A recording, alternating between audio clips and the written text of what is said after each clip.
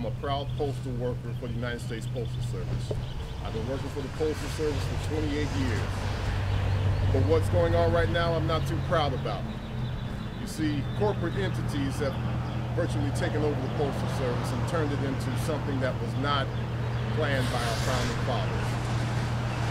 I think it's important right now to give you a history of the United States Postal Service. After the Boston riots in September of 1774, the colonies began to separate from the mother country. At that point, it was England, okay? In May of 1775, a Continental Congress was formed in Philadelphia. The Continental Congress's first priority for the delegates was to establish an effective postal system. See, even back then, they knew that an effective postal system was vital to the security and the prosperity of the nation. In 1775, the first Postmaster General was established, Benjamin Franklin. He was paid a princely sum of $1,000 a year. $1,000, about the cost of an iPad right now. Last year, the Postal Service closed this station. This was the United States Post Office. The customers that frequented this station have to go to the Jackie Robinson station about a mile down the road. Some of the customers didn't want to go to that station. They had post office boxes at this station for years and frequented this station. Now they have to go to the Jackie Robinson station, which has bulletproof glass. Some of the customers didn't want to go over there, so now they're going to another post office in Pasadena.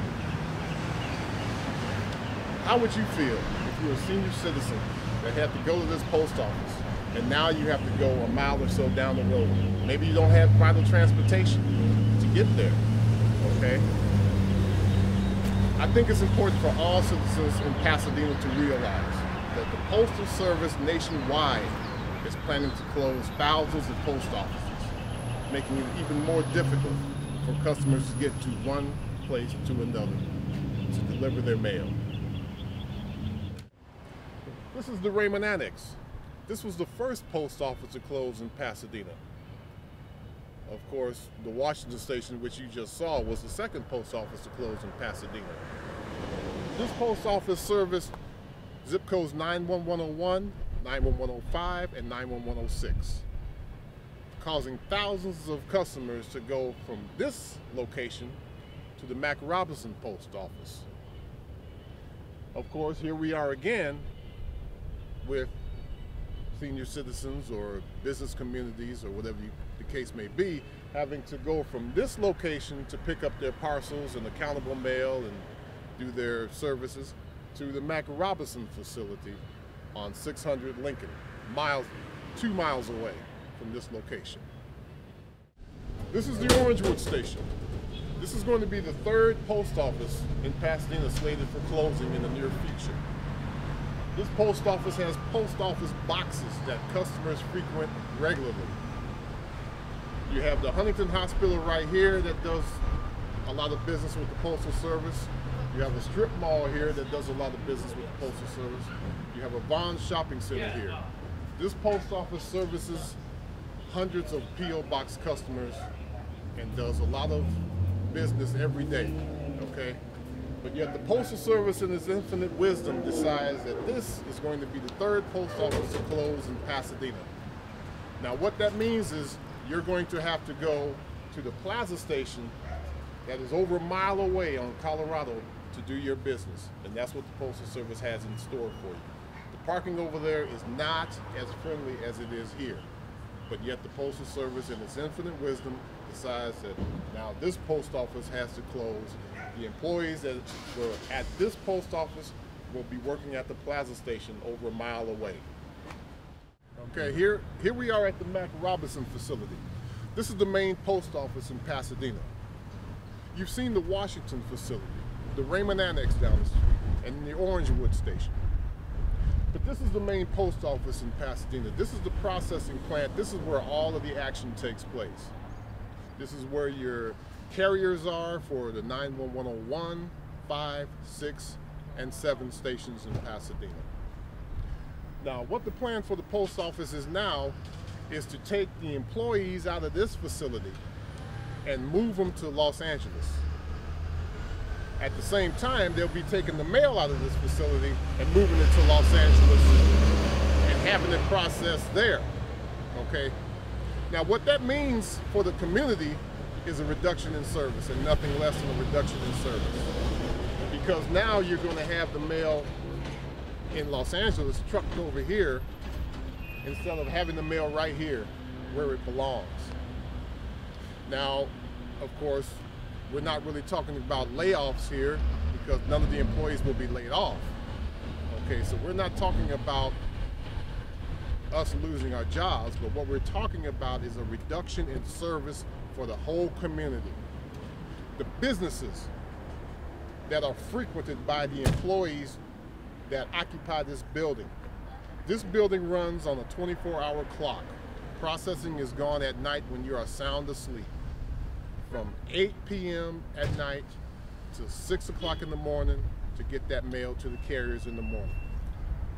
They've already taken the cancellation out of this building years ago. The cancellation is done in Santa Clarita up to 5 freeway. You might notice that you don't have a cancellation on your mail that says Pasadena anymore. It says Santa Clarita now. Once the mail goes to Los Angeles, you might have a cancellation that says Los Angeles on the mail. So first they took the cancellation out of the building. Then they took the outgoing mail going to other various cities in the Los Angeles and area and greater Los Angeles County areas. Then they took the mail vehicle service, the motor vehicle service out of this building. The drivers that work for the Postal Service that drove your mail to the various stations in Pasadena and the surrounding areas. Now that's gone. So what's next? Bit by bit, they've been chopping away at this building for years. And now they've come to the ultimate plan. To take the people out of this building, send them to LA, take the machines that process that mail out of this building, send them to parts unknown. At that point, it would make it very easy for the post office to close more stations in Pasadena and consolidating those stations into this building. Once again, a reduction in service. We're talking about the ultimate goal of the Postal Service, and that is going from 1-day delivery to 2-3-day delivery. Now, how would you feel about that?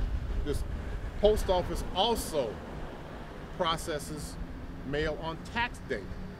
Tax day, this street would be lined up with cars trying to drop off their mail to beat that April 15th deadline.